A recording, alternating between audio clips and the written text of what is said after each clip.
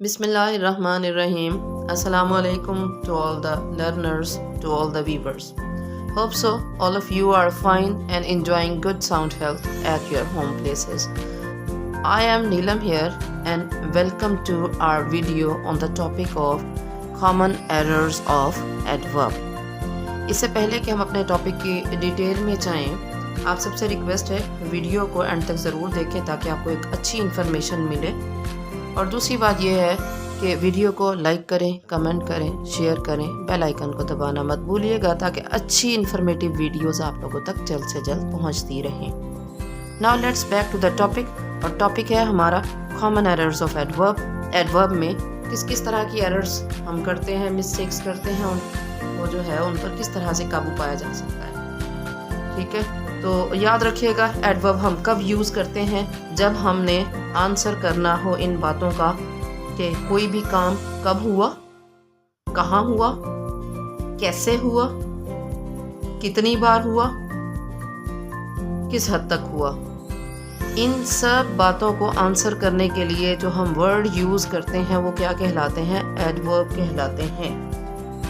और एडवर्ब को सीखना इसलिए भी ज़रूरी है कि ये हमारा जो मैसेज हम अपने लैंग्वेज के थ्रू कन्वे कर रहे होते हैं उसको मज़ीद कंसाइज और क्लियर बना देते हैं। अगर हम एडवर्ब करेक्ट यूज़ नहीं करेंगे तो हमारा मैसेज जो है वो प्रॉपरली कन्वे नहीं होगा।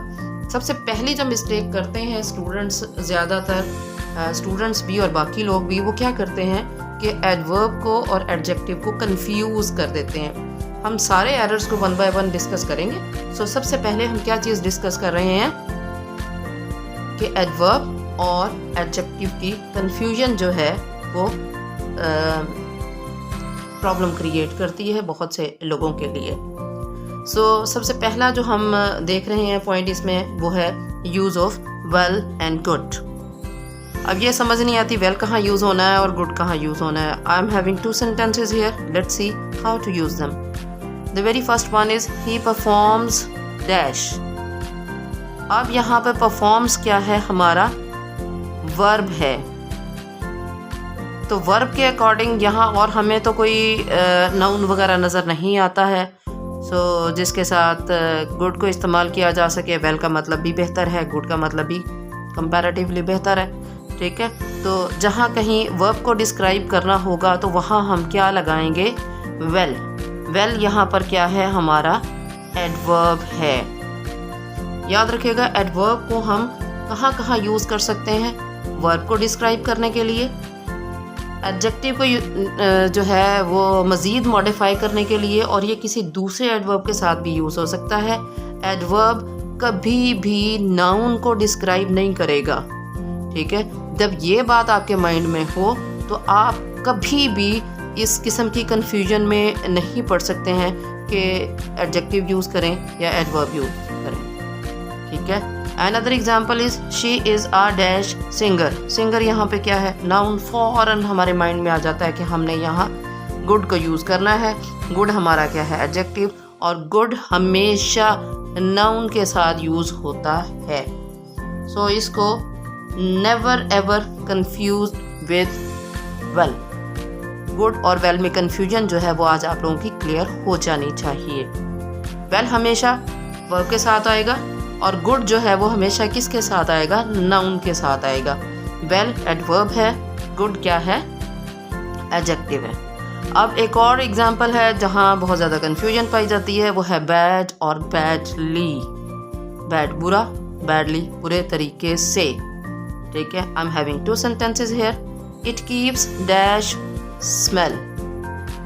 और एक और जो सेंटेंस है हमारा, ही स्पीक्स इंग्लिश डैश। अब यहाँ देखें पहले वाला जो सेंटेंस है ना उसमें स्मेल मतलब कि इसे हम कह सकते हैं कि एडजेक्टिव है। तो एडजेक्टिव के लिए हम क्या यूज़ करेंगे, bad.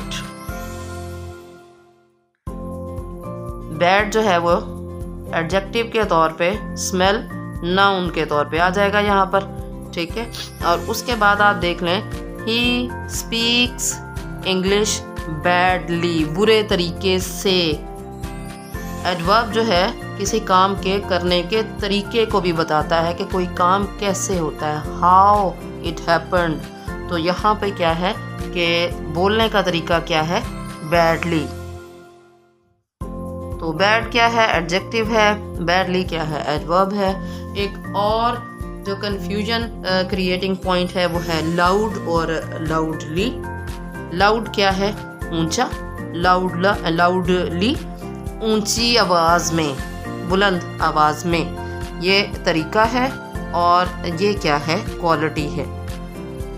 He was listening dash music. और दूसरा सेंटेंस है द क्राउड चीयर्ड डैश।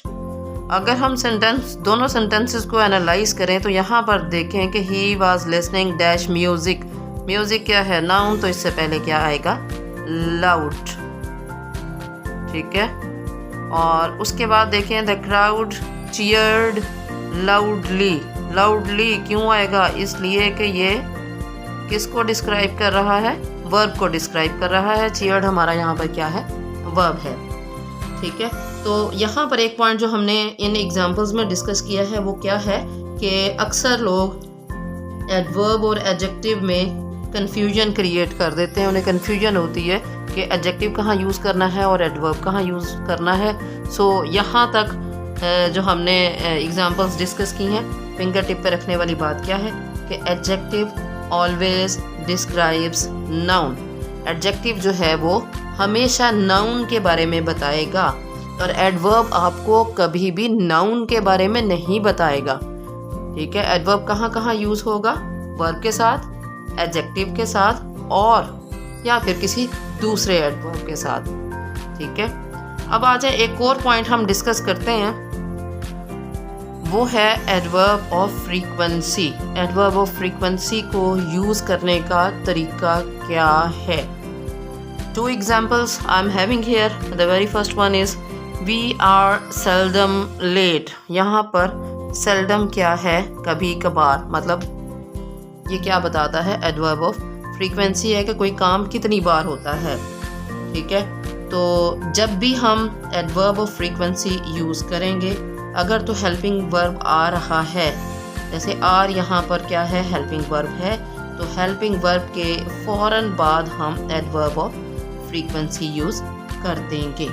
लेकिन अगर हमारे पास हेल्पिंग वर्ब नहीं है, we are having only main verb, then what we have to do. Let's see another example. They frequently visit their relatives. तो इस सेंटेंस में फ्रीक्वेंटली क्या है, एडवर्ब ऑफ फ्रीक्वेंसी है। वो अक्सर अपने रिश्तेदारों से मिलने के लिए जाते हैं। तो एडवर्ब ऑफ फ्रीक्वेंसी अगर यूज़ हो रहा है, ओनली मेन वर्ब है हमारे पास, हेल्पिंग वर्ब नहीं है, तो फिर एडवर्ब ऑफ फ्रीक्वेंसी कहाँ आएगा, मेन वर्ब से पहले। और भी बहुत सारे पॉइंट्स हैं रिलेटेड टू कॉमन एरर्स, थोड़े थोड़े करके डिस्कस करूँगी ताकि आप बोर भी ना हो और आप अच्छे तरीके से इसको अंडरस्टैंड भी करते रहें। होप सो आज के पॉइंट सारे आपको समझ आ गए होंगे, specially related to adverb of frequency.